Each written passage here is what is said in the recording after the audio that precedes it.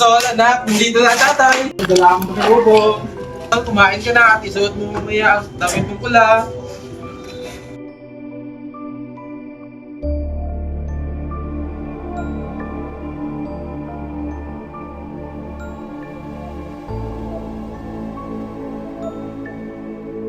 Anak, isuot mo na ang damit mong pula. Ito na ko. Ang ganda-ganda, di ba?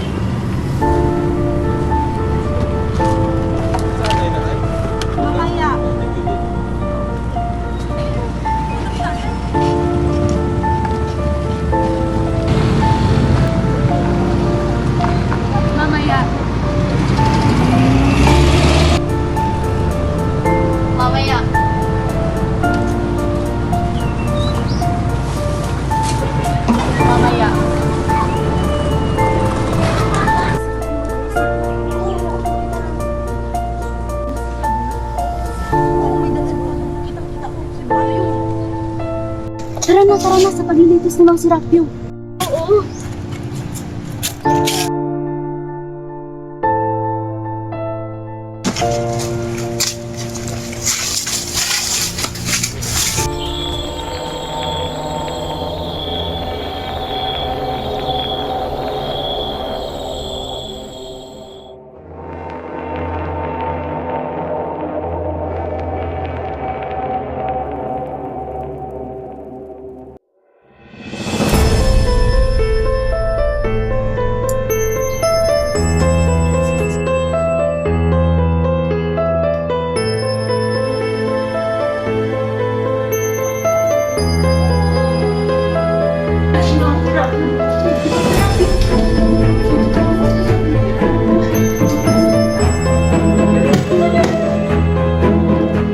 Sige na. Sige. Narito ho kayo upang panoorin ng isang paglilitis. Dahilayang krimen ng isang pulubing huling-huli namin. Mang Serapyong pisak at surupin. Dalhin dito ang nasasakdal. Dalhin dito agad.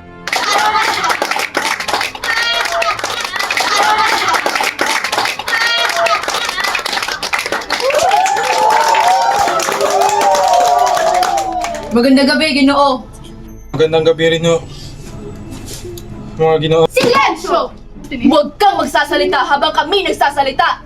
Bastos ang nagsasalita habang may nagsasalita pa. Tawarin ho ninyo siya. Talaga ganyan ho ang walang kapangyarihan tulad niya. Mang-mang! At yan nga ang suliranin ng mga makapangyarihang katulad namin. Hindi kayang tuwid! Kapagalaw ng galaw. Gusto ko lang naman humalaman kung anong krimen ko. Hindi mo ba alam? Hindi ho. Problema mo na yon. Pag-aaruga ng bata. Pag-aaruga ng bata ang krimen niya. Pag-aaruga! Pag-aaruga! Pag-aaruga ng bata ang krimen niya! Krimen! Sapagkat pag-aaruga ng bata ay panunuksong gumasta. Sa makatuwid, nawawala ng pera ang federasyon. Narinig siyang nagsasalita sa anak niya. At alam pa nila ang pangalan ng anak niya. Sol. Formalidad na lamang itong paglilitis. Formalidad na rin ho ang atol ko. Bueno, Ginoo, sabihin mo sa amin kung ano ang pangalan mo. Serapio ho. Serapio ho? Serapio. Ano ho? Serapio ano? Serapio lang ho. Serapio lang. Okyupasyon? Wala ho. Ano? Wala kang okupasyon? Wala ho. Hindi ba isa kang pulube? Ano ho? Okupasyon mo yon. Klasifikasyon? Klasifikasyon! Klasifikasyon. Klasifikasyon! Ano ang klasifikasyon mo bilang isang pulubi? Nagmamakaawa? O aliwan? Pakunwari? O karaniwan? Pangkaliho. Bueno, Ginoong Serapio, may asawa ka ba? Isang kabiyak? Isang babaeng bumabahagi sa puso mo. O babaeng nakasal sa harap ng altar? O sa opisina ng gatpuno? O sa iba pang lugar? Wala ho. Iibahin ko ang tanong. May asawa ka ba noon O asawa na ngayon nagsasaya na sa bahay ng Diyos? o bahay ng iba? Opo. Ayan! Magaling! Napakabilis ng ating paglilitis. Sapagkat ang ating tagapagtanong ay matatalino at magagaling. Magaling! Ginoong Serapio, nagkaroon ka ba ng anak? Bakit niyo nga tinatanong niya? Aba! Piloso po ah! Ano ho ba ang krimen ko? Ginoong Serapio! Gusto ko lang naman... Wala ka bang utak? Isip? Ni katiting na katalinuhan? Tandaan mo kung sino ka. Isa kang pulubi! Hamak! Kulisaw! Kaya sagutin mo ang tanong. Nagkaroon ka ba ng anak? Opo. Ayos! Ba't di mo inamin agad na may anak ka nga? Ano ho ba ang krimen ko? Umupo ka! Malalaman mo rin. Ang pangalan ng anak mo ay Sol, hindi ba? Paano niyo nalaman yan? Yan din ang pangalan ng kanyang ina. Sol. Consuelo.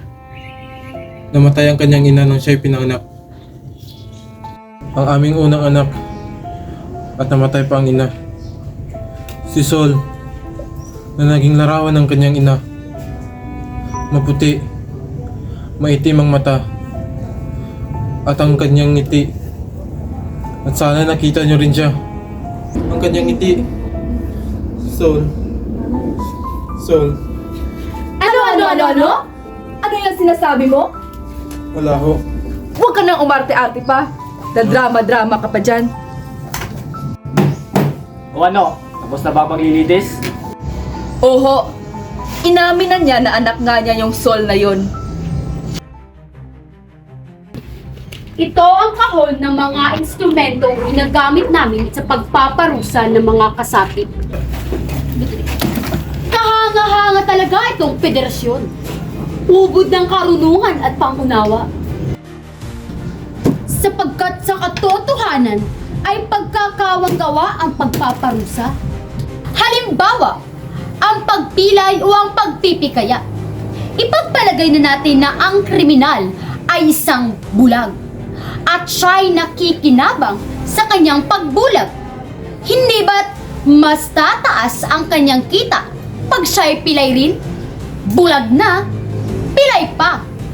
O, at hindi lang siya ang makikinabang, maging ang federasyon, sapagkat tataas ang kanyang abuloy sa federasyon. Yan ang tinatawag kong maunawaing pagpaparusa, kung saan ang pinarurusahan at ang nagpaparusa ay kapwa nakikinabang.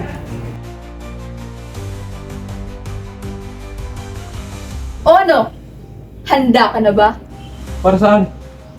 Para sa pagbulag, Ha? huwag kang matakot! Hindi ka matetetano. Sterilize itong ice pick. Dalhin nyo nga siya dito. Bakit niyo ako ulagin? Yan ang pamantayang parusa. Para saan? Para sa krimen mo! Krimen?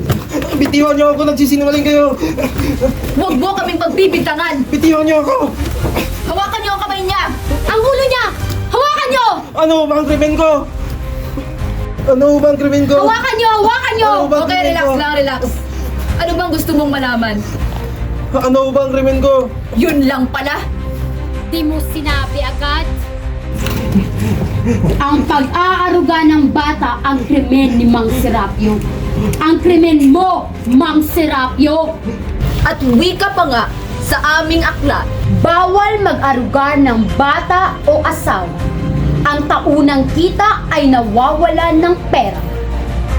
ginagasta mo ang pera ng federasyon para sa isang bata. Magpabulag ka na nang makauwi na tayo ng maaga. Ito na akong bata na inaaruga. Ano? Huwag kang magsinungaling, Mang Serapio. Hindi ako nagsisinungaling. Huwag mong lokohin itong hukuman. Wala akong niloloko. Ang parusa ng pagbubulaan sa hukuman ay pagpipi. Kasasabi mo lang na may anak ka. Ang pangalan pa nga ay Sol. Sinabi mo yan! Sinabi mo! Si Sol ay patay na. Patay na? Si Sol patay na? 3 taon na nakalipas. Nasagasaan siya ng jeep. Patay na si Sol. Tunay na malungkot ang iyong kwento. Tila pinipiga ang aming puso. Walang alinlangang mahusay ka nga sa sining ng pambobola. Patay na siya. Hindi ako nagsisinungaling. Totoo ba? May 3 saksi kami! Nagsisinungaling sila. Sinugo silang Mga magbantay. saksi sila sa krimen mo! Nagsisinungaling sila. Kung nagsisinungaling sila, sila ang parurusahan. Nagsisinungaling. Pero kung ikaw ang nagsisinungaling, pumalito ang 3 saksi.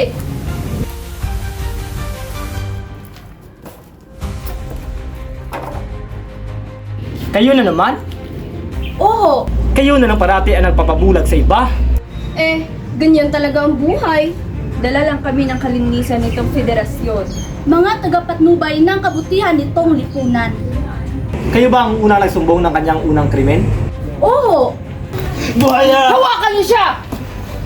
Ngayon, sabihin niyo sa amin kung ano ang nakita niyo kagabi. Nakita namin siya! Pauwing may dala! Mamantikang supot sa kilikili niya!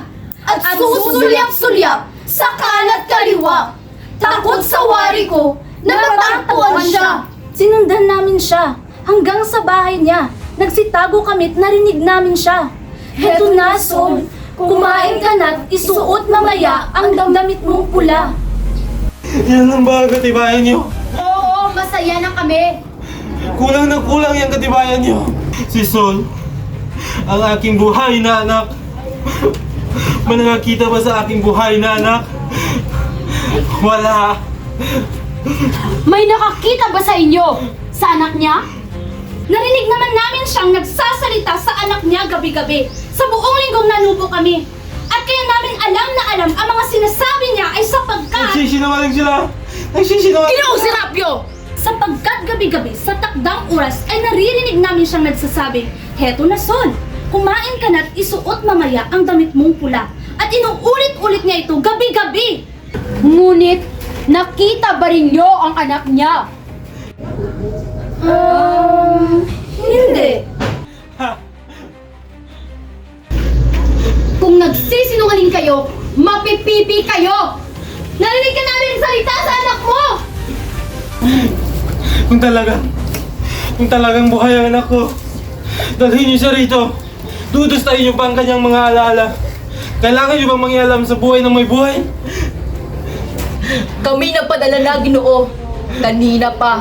Ng 2 kasapi ng federasyon upang agawin ng anak mo sa karaniwang oras ng pag-uwi mo. Nakabalik na sila. Nasaan sila?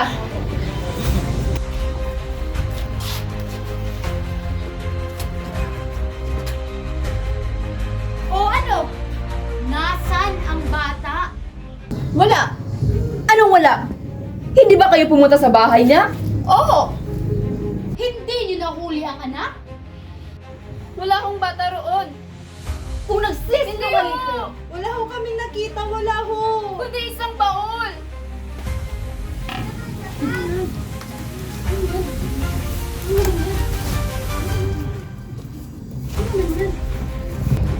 At saan niyo yan nakita? Sa barong-barong ho niya. Nakakandado ho. Buksan ang baon! Wag mo buksan yan. Wala yung laman. At bakit nakakandado? Nagkakandado yan ang nakita ko. Huwag yung buksan. Nagsisinungaling ka, Ginoong Serapio. Hindi ako nagsisinungaling. Bagong-bago ang kandado. Walang bakas ng Huwag kalawang. yung buksan. Ikaw ang nagkandado ng baon! Huwag yung buksan. Alam! Buksan niyo! Huwag yung buksan. Huwag yung buksan yan. Bakit, Akin yan. Ginoong Serapio?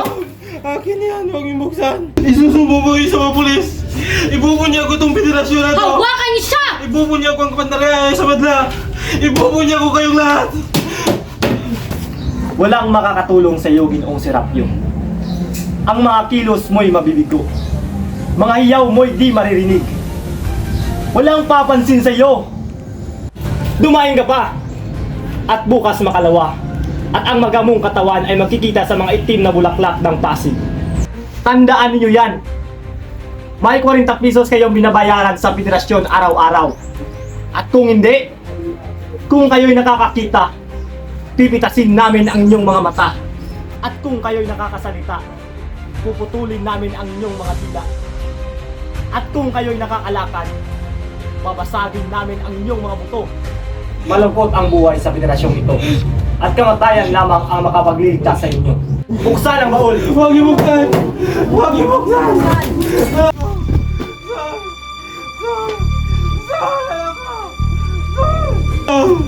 Solan ako! Solan ako! Manika? Hindi niyo kasi naiintindihan! Solan ako!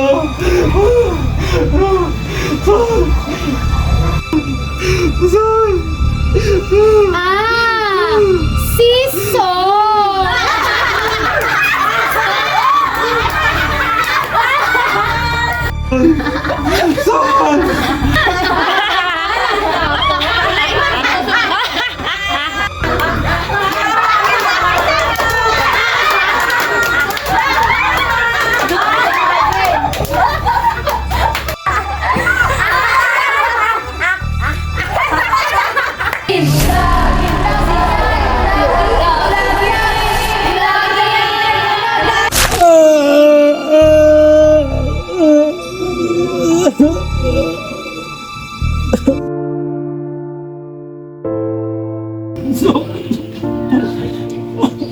Sol!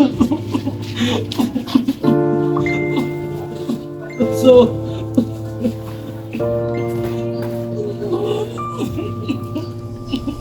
Sol na lang! Sol! Sol! Kunin niyo nga siya.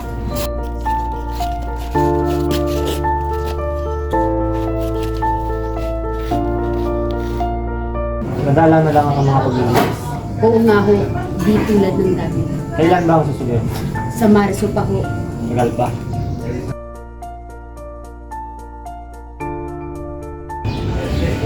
Umaasa kami na mauunawaan ninyo kung bakit namin pinarurusahan si Ginoong Serapio.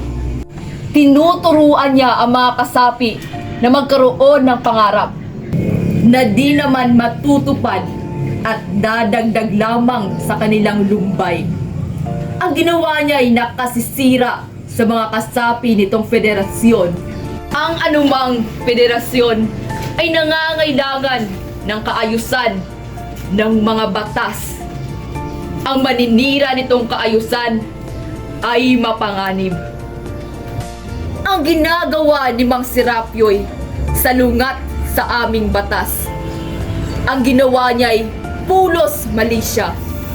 Ipinagtatanggol lang namin ang aming kapwa-tao. Ito'y dapat lubos na maunawaan. Nakita ninyo sila, isa-isang nag-aalisan. Babalik din sila.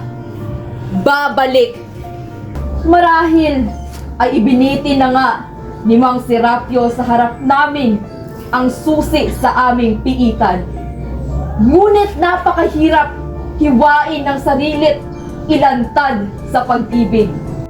Ang balon ay malalim at nasa kailaliman ang nasang lumipad at harapin ang sinag ng araw. Ngunit ang gula-gulanit na diway bumawagayway lamang.